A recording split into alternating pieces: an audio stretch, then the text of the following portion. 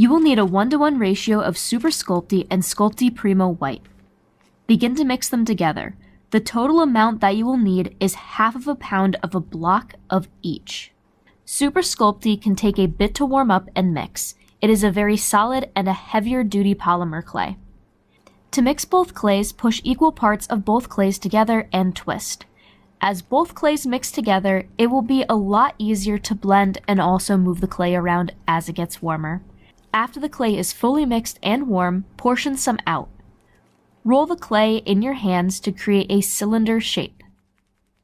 Stretch the clay and put 2 pieces together. Get rid of any lines and blend where the pieces are connected. Lay the clay out and flatten it slightly. Use a roller. This will help to keep an even and flat clay piece. The thickness of this rolled out clay needs to be at least 1/4 of an inch. Use a block of wood or flat item that is at least 1.5 inches wide to cut off and straighten clay on the edges. Cut the clay on both sides to create an even edge. The total length of this should be just about 2.5 feet long, but it doesn't mean you're going to need to use all of it. You will need 4 glasses, or any oven-safe freestanding cups that are not too tall or not too large. Line the glasses up and take your clay and shape it over the cups. Create humps over each cup. Once a hump is made, follow the clay up with another glass. The last glass should be put on its side.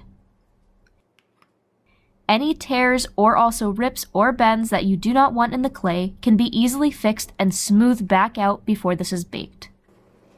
Press down the dips of these humps and flatten them out. These will be the main standing points of the structure, so definitely make sure they are nice and flat on the bottom. Fold the ends up slightly. Press candles into the flat tops of the humps. Wiggle the candle bottom around and make sure it will stand up without holding it, and do this with every hump and every fold at the ends. Move the clay structure onto a bake-safe sheet and smooth out any edges. You can also use sandpaper after it's baked to smooth out any rough edges if you would like to do so. Bake the clay structure for about 15 minutes. Take it out and let it cool fully.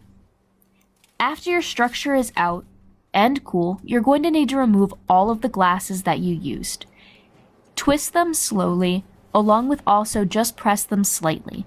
The type of clay that you've mixed together should have a bit of bend to it now, but definitely go nice and slow so you don't end up cracking your clay.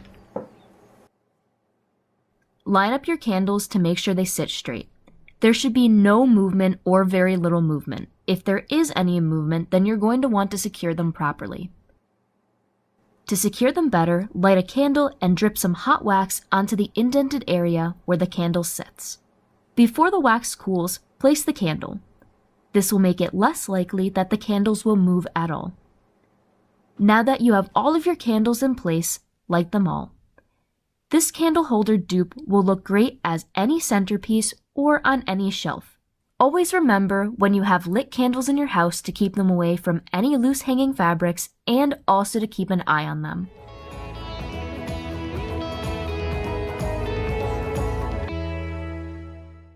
Take some paraffin wax candles and put them into warm to hot water. You just want to make sure the water is not boiling, and these should sit in there for just about 10 minutes. If the water is boiling, it may actually end up melting the wax of your candle, and it's not going to be as easy to grip your candle or to mold it as well. You will know that your candles are paraffin wax because of the price point. Usually they are on the cheaper side.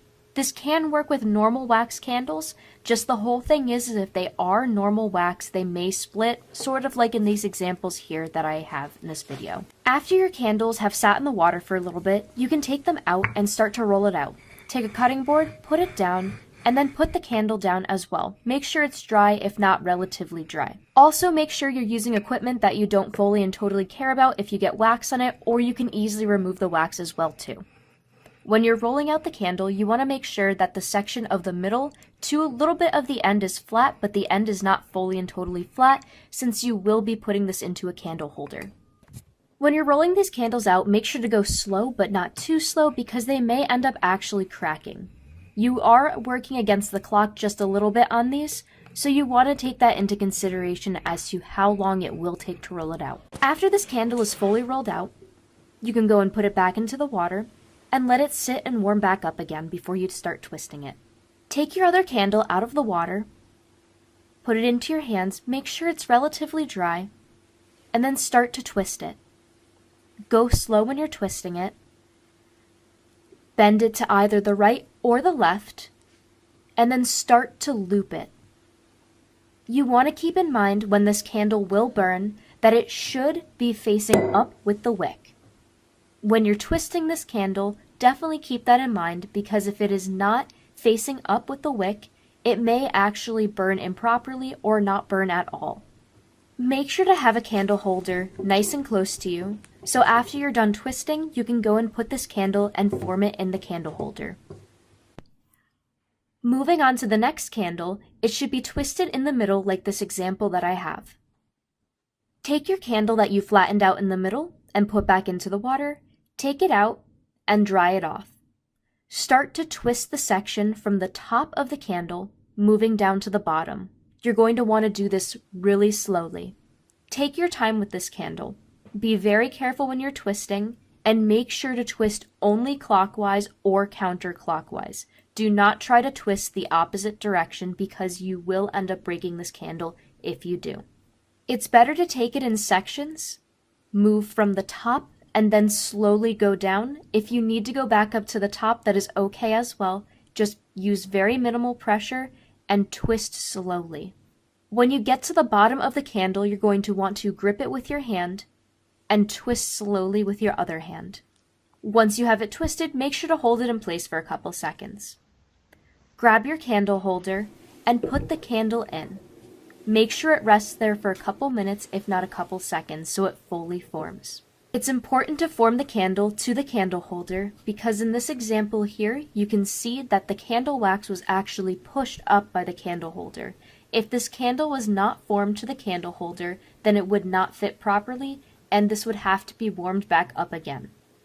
After your candles are fully shaped, you can go and light the wicks. You can really twist these candles or shape them however you want to, and it's also a lot of fun. Thank you for watching. I'll see you next time. Bye!